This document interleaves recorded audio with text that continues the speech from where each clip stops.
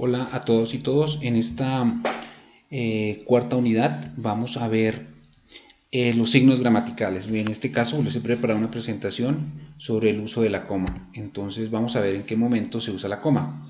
La coma no debe colocarse solo para hacer una pausa, tomar aire mientras se lee y seguir. Esta es la razón menos válida para colocar la coma. Vamos a ver en qué casos se utiliza la coma. La coma no es solo para hacer una pausa y tomar aire y continuar como nos lo habían enseñado, sino que la coma tiene 8 casos y vamos a ver uno por uno. Tenemos la coma explicativa. Este tipo de coma se utiliza y se debe marcar cuando en una oración hay una frase o palabras que explican, que amplían el tema. Veamos la primera oración. Carlos, el panadero, ha sufrido un accidente. En esta oración, la coma nos está explicando o nos está ampliando la información y nos está diciendo que Carlos es panadero. Enrique VIII, rey de Inglaterra, mandó asesinar a su esposa. Se debe colocar la coma en la palabra rey de Inglaterra. ¿Por qué? Porque nos está diciendo que Enrique VIII es rey de Inglaterra, es decir, nos está ampliando la información. También utilizamos la coma en proposiciones adjetivadas explicativas, es decir, cuando encontremos palabras como qué, quién, cuyo, dónde, cuánto, cuál, cómo, cuándo. Allí se debe marcar la coma, pues a título seguido, después de esas palabras, se va a dar una explicación. Veamos un ejercicio. La inteligencia es un don con el cual se nace, coma, que poseen unos pero de la que carecen otros, o que poseen en escasas cantidades. Aquí vemos que la proposición adjetivada que poseen unos de la que carecen otros debe marcarse entre comas, puesto que la norma nos lo indica así. En la frase de abajo también, la situación actual es que vemos una nueva estrategia para seguir atacándonos, que es el bloqueo económico. Entonces aquí vemos que la coma se marca antes de la proposición adjetivada que y termina donde empieza la siguiente proposición adjetivada. Cualquier comentario, explicación o precisión, cuando nosotros estamos haciendo algún comentario o precisando una información dentro de un párrafo, es menester que esa explicación o esa precisión se marque entre comas. Veamos el ejemplo.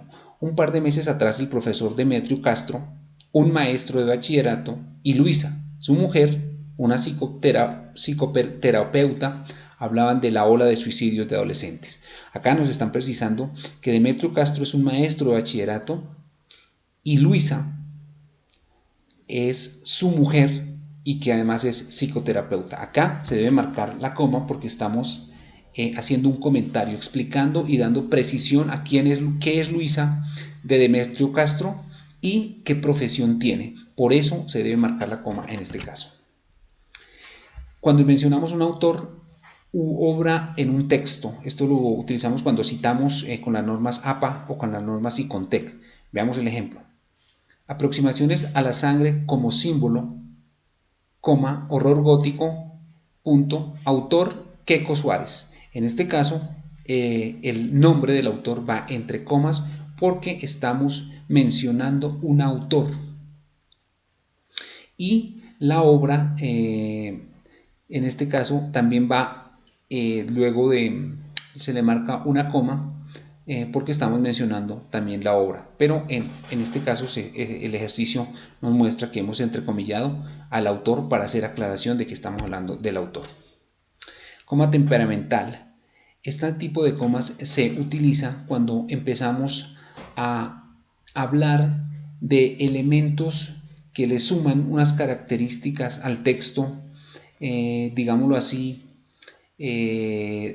como su nombre lo indica, le aportan unos datos que son muy precisos, muy claves y muy fundamentales, es decir, le dan como ese nivel de información preciso. Entonces, por ejemplo, acá decimos, nosotros veníamos de Cali, diga usted 24, 26 grados. En este caso estamos utilizando la coma temperamental porque nos está dando una información precisa sobre la ciudad de Cali.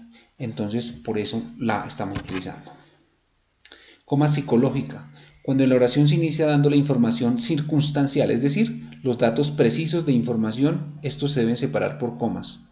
La coma psicológica es inversa a la temperamental. Veamos, el primer ejercicio dice, de 8 grados centígrados, coma, y en la cumbre de Pico del Oro nos esperaban 26 grados. Diga usted 24, nosotros veníamos de Cali. Este primer ejercicio es un ejercicio de coma circunstancial, y esa misma oración la podemos transformar en coma psicológica. Entonces psicológica ya es cuando empezamos a decir algo como si 3, o si medianoche, o si la noche entera, allí engarrotados, abrazados los unos a los otros. No se puede saber cuántas horas estuvimos allí.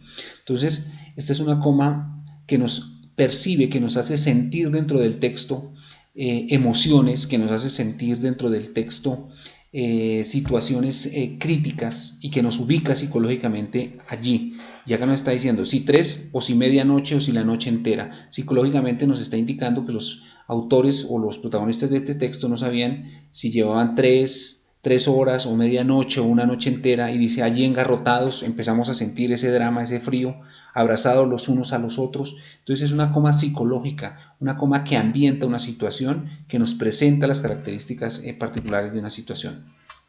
Coma enumerativa.